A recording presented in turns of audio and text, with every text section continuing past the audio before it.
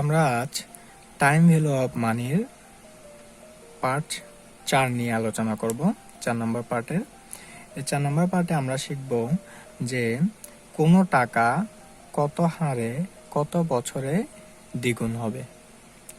অর্থাৎ কোনো টাকা, যে কোনো পরিমাণ টাকা, এই টাকা হতে পারে 100 টাকা বা 200 টাকা, যে কোনো পরিমাণ টাকা, এটা হতে পারে x টাকা, যে কোনো ধরনের টাকা, এটাকে আমরা বলবো প্রেজেন্ট ভ্যালু। তো কত হারে মানে কত পার্সেন্ট দিছে, আয়ের মানটি জানতে যাচ্ছে, কত বছরে অর্থাৎ কত সময়ে এন এর মানটি জানতে যাচ্ছে, দ্বিগুণ হবে অর্থাৎ ভবিষ্যৎ মূল্য কি হয়ে যাবে, দ্বিগুণ হয়ে যাবে। যদি 100 টাকা হয় ভবিষ্যৎ মূল্য হয়ে যাবে কি 200 টাকা। প্রেজেন্ট ভ্যালু যদি 100 হয় ভবিষ্যৎ মূল্য হবে কত, 200 টাকা। যদি x টাকা হয় তাহলে হবে 2x টাকা। এটি হলো আমাদের প্রেজেন্ট ভ্যালু, এটি ভবিষ্যৎ মূল্য। এখন আমরা শুধু দ্বিগুণ হবে এটা নিয়ে প্রথমে আলোচনা করব, তারপরে 3 গুণ 4 গুণ এগুলো আপনি বের করে ফেলতে পারবেন। সো আমরা প্রথমে দেখি যে কিভাবে বের করব। এটি বের করার দুই ধরনের পদ্ধতি রয়েছে। একটি হলো আপনি নিখুঁতভাবে বের করতে পারবেন, আরেকটা হচ্ছে আনুমানিক এবং দ্রুত বের করার একটি শর্টকাট টেকনিক। প্রথম যেটি আছে এটি হচ্ছে আপনি নর্মাল সূত্র দিয়ে বের করতে পারবেন। আমরা পার্ট 3-তে আলোচনা করেছিলাম যে আপনি মিসিং ফিগার কিভাবে বের করবেন। এই মিসিং ফিগার বের করার পদ্ধতি দিয়ে আপনি আই এবং এন এর মানটি বের করে ফেলতে পারবেন, মানে কত হারে কত বছরে এটি বের করে ফেলতে পারবেন। কিন্তু যদি আনুমানিকভাবে বের করতে হয় তাহলে আপনাকে এখানে বের করার দুইটি পদ্ধতি রয়েছে। এই একটি পদ্ধতি হলো রুল 72, আরেকটি পদ্ধতিকে বলি রুল 69। রুল 72-তে আপনাকে এন বের করতে হলে 72-কে আই দ্বারা ভাগ করে দিতে হবে, আই বের করতে হলে 72-কে এন দ্বারা ভাগ করে দিতে হবে, এটি।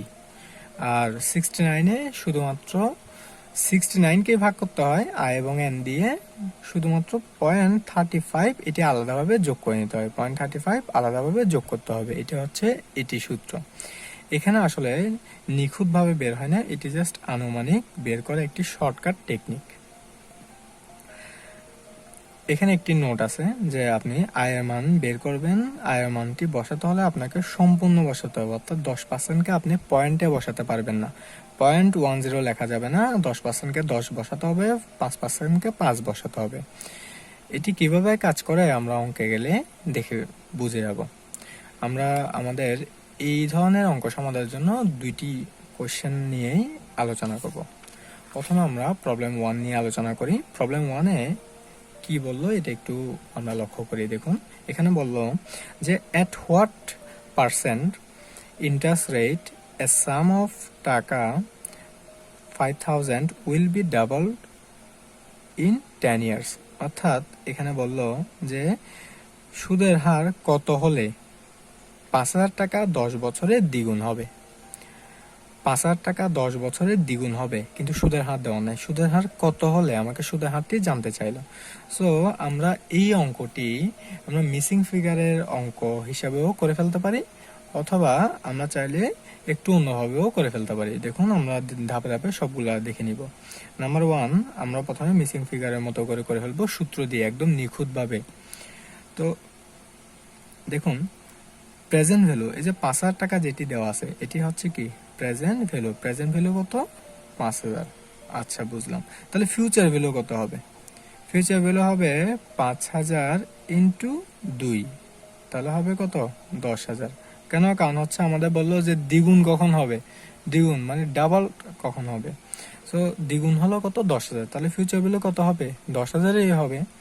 এখন আমরা সূত্রের মধ্যে আমাদের present future value equal to present value 1 plus i whole to the power n, এই সূত্রের মধ্যে যদি আমরা ইনফরমেশনগুলো বসিয়ে দিই তাহলে আমরা আমাদের পার্সেন্টেজটি পেয়ে যাব, একদম সোজা। So easy. দেখুন আমরা প্রেজেন্ট ভ্যালু বসালাম 5000, ফিউচার ভ্যালু বসালাম 10000, 1 plus i whole to the power n. N যেহেতু আমাদের দেওয়া আছে, এন কত আমাদের 10, তাহলে আমরা এখানে বসাবো হচ্ছে 10 যেহেতু আমাদের দেওয়া আছে। সুতরাং এখানে সব জায়গায় 10 হবে। এখন এই 5000টা আমরা 10000 নিচে পাঠিয়ে দিব, ভাগ হয়ে গেল। তাহলে এই পাশে কত থাকলো, 1 plus i whole to the power 10। এখন এই যে 10,000-কে যদি আমরা 5,000 দিয়ে ভাগ করে দিই তাহলে হবে কত? 2। 1 plus i whole to the power 10। এখন আমরা এটিকে এই পাশে নিয়ে আসব, এটিকে ওই পাশে পাঠিয়ে দেব। এবার আমরা এই যে পাওয়ারটাকে ওই পাশে পাঠাবো, পাওয়ারটা ওই পাশে পাঠালে কি হবে? Root over 10 root over. কারণ এই যে 10 রুট ওভার যেটি আছে এটিকে ক্যালকুলেটরে বের করার সিস্টেমটি আমরা আগেও দেখিয়েছি, এখন আবার দেখাচ্ছি। দেখুন এই যে 10 রুট ওভার যেটি আছে এটি আমরা কিভাবে বের করব। এটি বের করার জন্য ক্যালকুলেটরে প্রথম আপনি এই 10 লিখবেন, তারপর আপনাকে এই এক্স রুট এটি তুলতে হবে, তারপর আপনাকে 2 লিখতে হবে। দেখুন আমরা কিভাবে করব। এই যে প্রথম আমরা 10 লিখব, তারপর আমরা শিফট, এই যে এক্স রুট এখানে আছে হলুদ কালারের, এই যে দিলাম, উঠে গেল। এটি শিফট দিয়ে তুলতে হবে, তারপরে 2 এই সমান, তাহলে আমরা পেয়ে গেলাম 1.071773। এটি এই যে এটি পেয়ে গেলাম। এই যে রুট ওভার 10 রুট ওভার এটিকে আমরা 1/10 দিয়েও করতে পারি, কিন্তু যাক এটি এভাবে করে 1টি এ পাশে পাঠিয়ে দিব, তাহলে এটি পার্সেন্টেজ হয়ে যাবে। পার্সেন্টেজ হলে আই ইকুয়াল টু 7.177%। এটিকে 100 দ্বারা গুণ করলে হয়ে গেল, এটি আমাদের আনসার। এখন এই যে যদি আমরা 7-এর পর দুইটি সংখ্যা নিতে চাই তাহলে আমাদের কাজ হলো পরের সংখ্যাটি যদি 5 বা 5-এর চেয়েও বেশি হয় তাহলে আগের সংখ্যার সাথে 1 যোগ করে দিতে হয়। তাই আমরা 7-এর সাথে 1 যোগ করে আমরা 18 করে দিলাম, তাহলে মানে 8 করে দিলাম, তাহলে কত হলো? 7.18%। এটি হয়ে গেল। এবার এই অঙ্কটিকে আমরা চাইলে আরেকভাবে করতে পারি। ওটি হচ্ছে আমাকে যদি টাকার পরিমাণ নাও বলতো তারপরেও কিন্তু আমরা অঙ্কটি করতে পারবো। মনে করুন এখানে 5,000 টাকা এটি বলা নাই, বললো যে কোনো টাকা 10 বছরে যে দ্বিগুণ হবে, 10 বছরের দ্বিগুণ হবে, যে কোনো পরিমাণ টাকা হইতে পারে। 10 বছরের দ্বিগুণ হতে গেলে আমার কত পার্সেন্ট সুদের হার দরকার পড়বে। এটা করার জন্য আপনি জাস্ট মনে করে নেবেন যে প্রেজেন্ট ভ্যালু এক্স, তাহলে ফিউচার ভ্যালু কত হবে? 2 ইন্টু এক্স মানে 2x। এবার আপনি এই ফিউচার ভ্যালু জায়গায় 2x বসাবেন, প্রেজেন্ট ভ্যালু জায়গায় x বসাবেন, 1 plus i whole to the power 10। এবার আপনি এই এক্সটাকে এই পাশে পাঠিয়ে দিবেন, এক্সটাকে এই পাশে পাঠিয়ে দিলে কত হবে? এক্স ভাগ চলে যাবে, কারণ এটি ইনটু আকারে আছে, এই পাশে পাঠালে এটি ভাগ হয়ে যাবে। ভাগ হলে এই এক্স এবং এই এক্স কেটে যাবে, কেটে গেলে আপনি কত পাবেন? শুধু 2 পাবেন। তাহলে দেখুন এটি আসলে আগের মতো হয়ে গেল, এই সেম, এটির সেম জায়গায় চলে আসলো। এইভাবে আপনার টাকার পরিমাণ দেওয়া থাক না থাক আপনি যদি মনে করে নেন তাহলে আপনার দেখা যাবে কি শেষ পর্যন্ত এটি এই লেভেলে চলে আসবে, আবার কাটাকাটি করে চলে আসবে। আপনি এখানে এক্স ধরতে পারবেন, ওয়াই ধরতে পারবেন, ক ধরতে পারবেন, যে কোনো কিছু ধরতে পারবেন। এই জায়গার মধ্যে প্রেজেন্ট ভ্যালু যত হবে ফিউচার ভ্যালু জাস্ট তার দ্বিগুণ হলে হবে। এটিকে আপনি বসালে অটোমেটিক্যালি আপনার এক্স গুলা কেটে যাবে। এবার আগের মতোই আপনার অঙ্কটি করে পেয়ে গেলাম কত? 7.18%। এখানে আমরা 7.18%, একই অ্যান্সার পেয়ে যাবেন আপনি। এখন এই অঙ্কটিতে আরেকভাবে বলা যেতে পারে, একই অঙ্ক কিন্তু আপনাকে বলবে যে এইভাবে নিখুঁত বের করতে হবে না, আপনাকে এইভাবে বলে দিতে পারে। দেখুন, solve it by using rule 69 and 72। আপনাকে এটি বলা থাকতে পারে যে এটি সলভ করো রুল 69 এবং 72 দিয়ে। এখন বাংলাতে বলবে বিধি 69 এবং বিধি 72 ধারা সমাধান করো।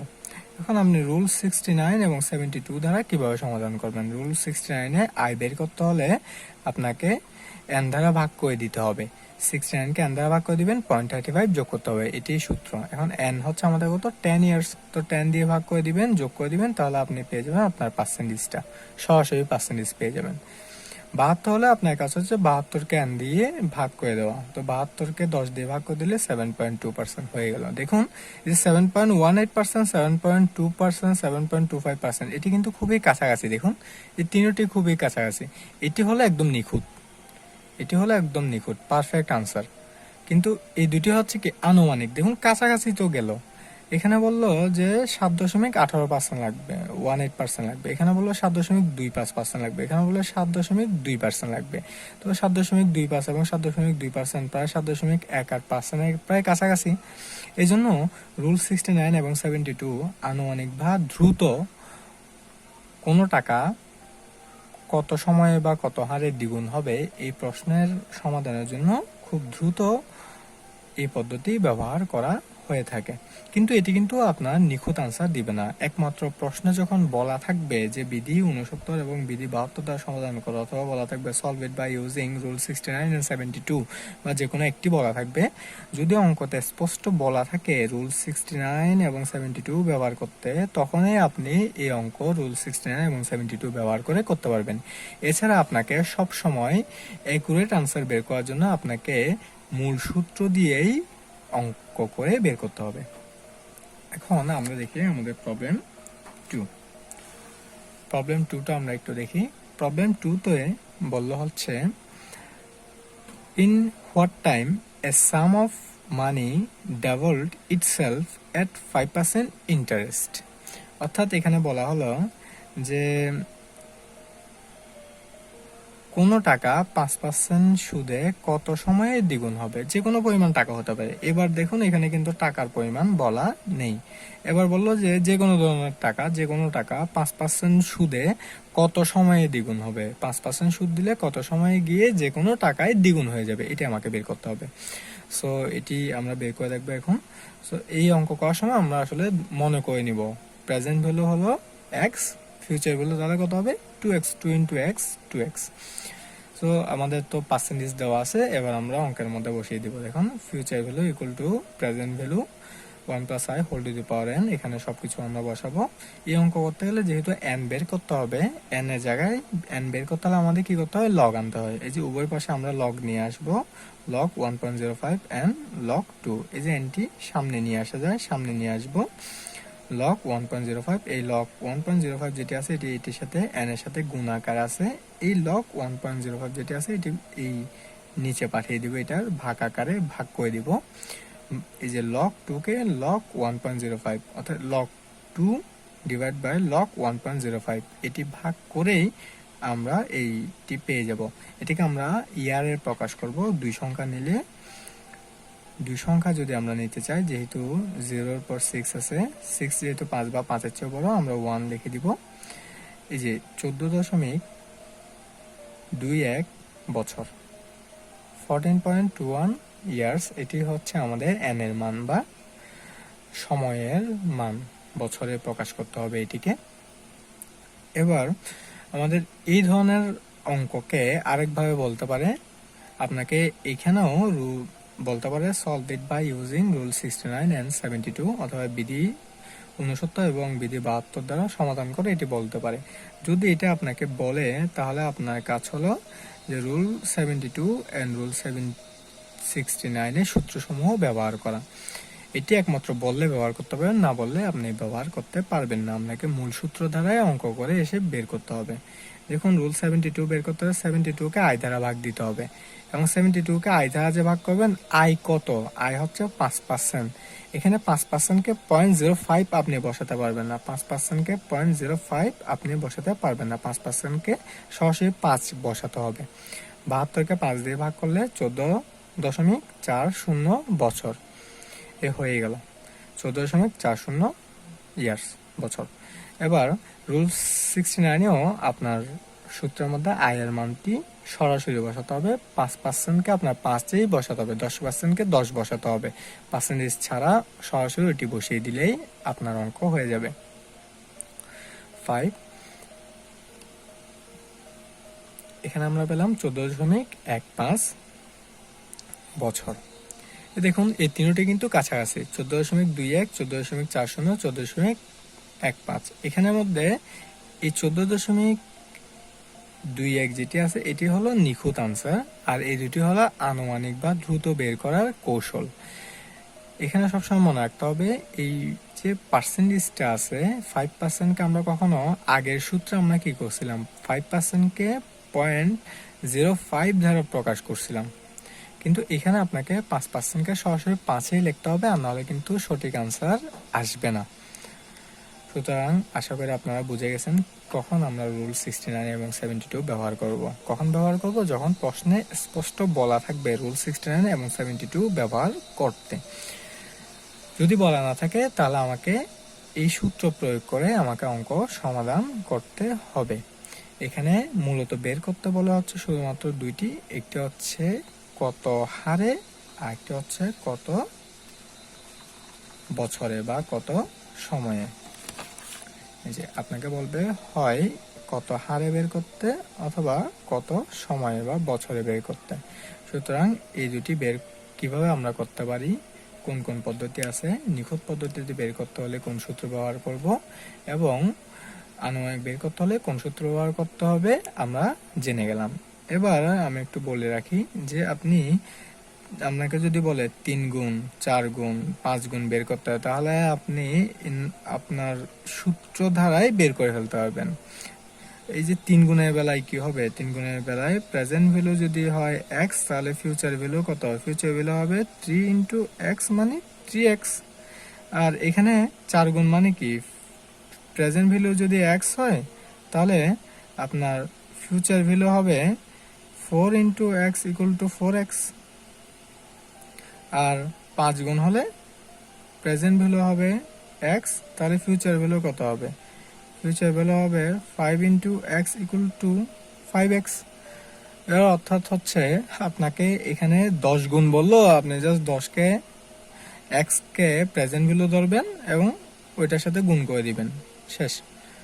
প্রেজেন্ট ভ্যালু যেটি ধরবেন, ফিউচার ভ্যালু তার যত গুণ বলবে তত গুণ ধরে আপনি নিখুঁতভাবে বের করা যে আমাদের মূল সূত্র আছে, এই মূল সূত্র দিয়ে আপনি বের করে নেবেন, তাহলে আপনার হয়ে যাবে।